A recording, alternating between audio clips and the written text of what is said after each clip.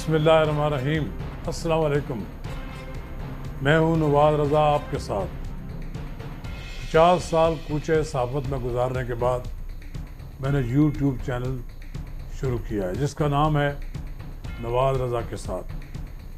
اس YouTube channel میں سیاسی و غیر سیاسی شخصیات کے انٹرویوز، اہم سیاسی واقعات کا تجزیہ اور سماجی مسائل پر پروگرام پیش کیے جاتے ہیں۔ ناظرین کرام، اگر آپ نے میرا یوٹیوب چینل سبسکرائب نہیں کیا تو برائے کرم سے فوری طور پر سبسکرائب کریں۔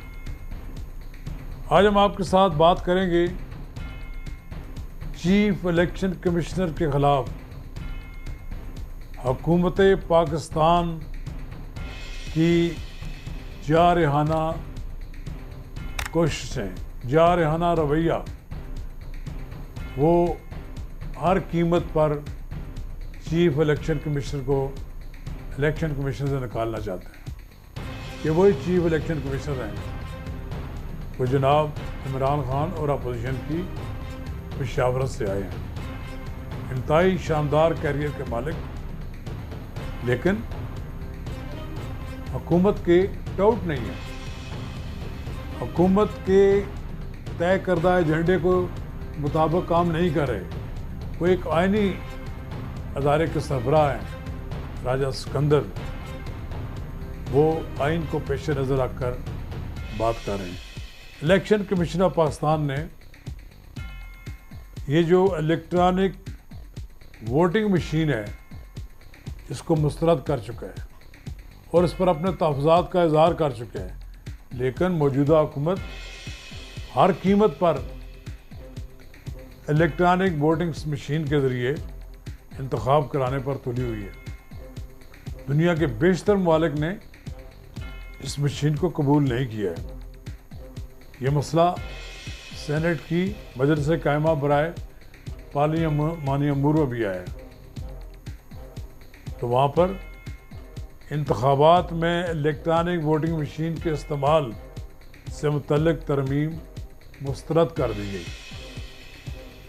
یہ اجلاس، جس میں پہلے الیکشن کمیشن کے حکام نے جناب وزیر باتدبیر اعظم سواتی کی الزام تراشی پر واک آؤٹ کیا تھا، بعد میں جب اس پر ووٹنگ کرائی گئی تو حکومت بھی واک آؤٹ کر کے چلی گئی، اور حکومت کا جو رویہ ہے وہ یہ چاہتے ہیں کہ الیکشن کمیشن کو بالکل یہ الیکشن کرانے کے پروسیس سے الگ کر دیا جائے، بلکہ یہ الیکشن میں حکومت کرائے۔ اعظم سواتی نے الیکشن کمیشن پر الزام عائد کیا کہ الیکشن کمیشن پارلیمان کا مذاق بنا رہا ہے، اس نے پیسے پکڑے ہوئے ہیں۔ آئین سے الیکشن کمیشن کو نکال دینا چاہیے، آئینی ترمیم کر کے عام انتخابات کرانے کا اختیار حکومت وقت کو دینا چاہیے۔ اعظم سواتی صاحب یہ بھول گئے اس ملک میں ایک الیکشن ذوالفقار علی بھٹو کی حکومت میں بھی ہوا تھا، اگرچہ وہ الیکشن کمیشن کے تحت ہوا، اس میں حکومت کی اتنی مداخلت ہوئی کہ بالآخر وہ حکومت بھی ختم ہو گئی اور جناب ذوالفقار علی بھٹو بھی تختہ دار تک پہنچ گئے۔ الیکشن کمیشن کے ارکان نے اعظم سواتی کی سے الزام تراشی پر احتجاج کیا اور واک آؤٹ کر دیا۔ بہرحال نواز کھوکھر کے صاحبزادے مصطفیٰ نواز کھوکھر نے اس بات پر شدید احتجاج کیا اور انہوں نے کہا کہ حکومت یہ نہ سمجھے کہ مجلس قائمہ کو اپنے طریقے سے چلائے گی۔ اعظم سواتی ہمارے بزرگ ہیں، لیکن ان کا رویہ درست نہیں ہے۔ تو بہرحال پارلیمانی امور کی کمیٹی کے اجلاس میں تو یہ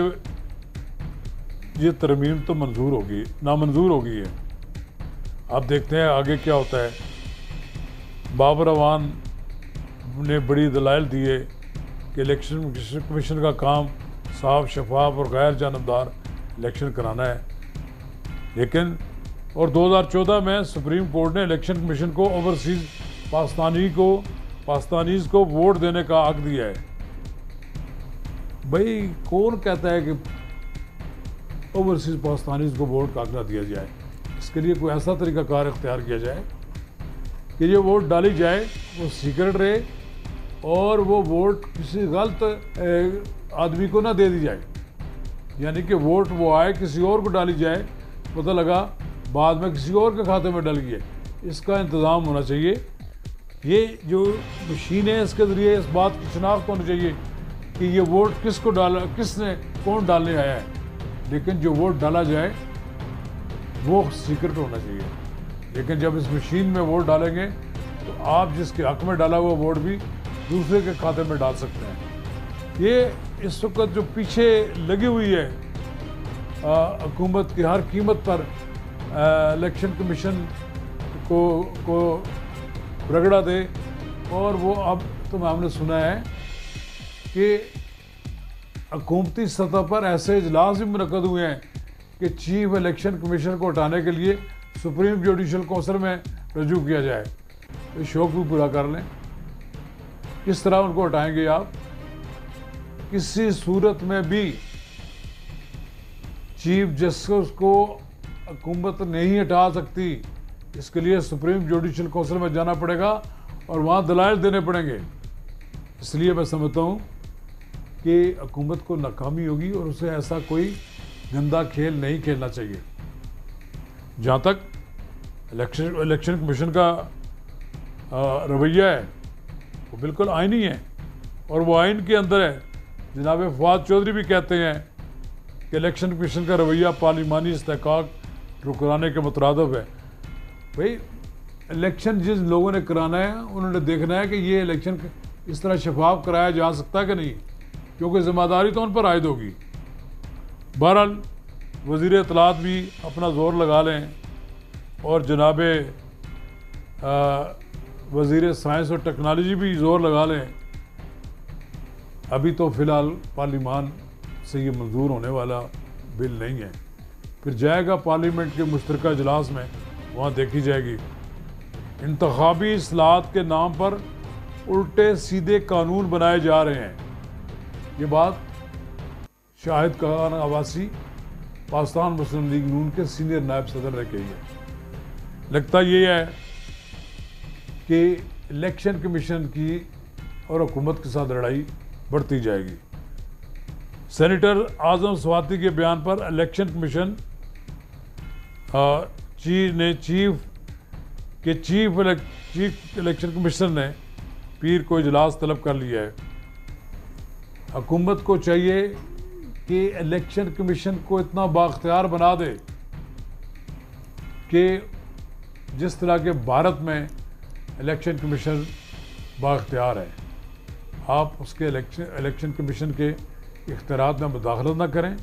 اگر آپ مداخلت کریں گے تو پھر جس طرح 2018 میں آپ نے الیکشن چوری کیے، جس طرح لوگوں کے رزلٹ تبدیل ہوئے، آئندہ پھر 2023 میں بھی یہی ڈرامہ رچانا چاہتے ہیں تو پھر رچا لیں۔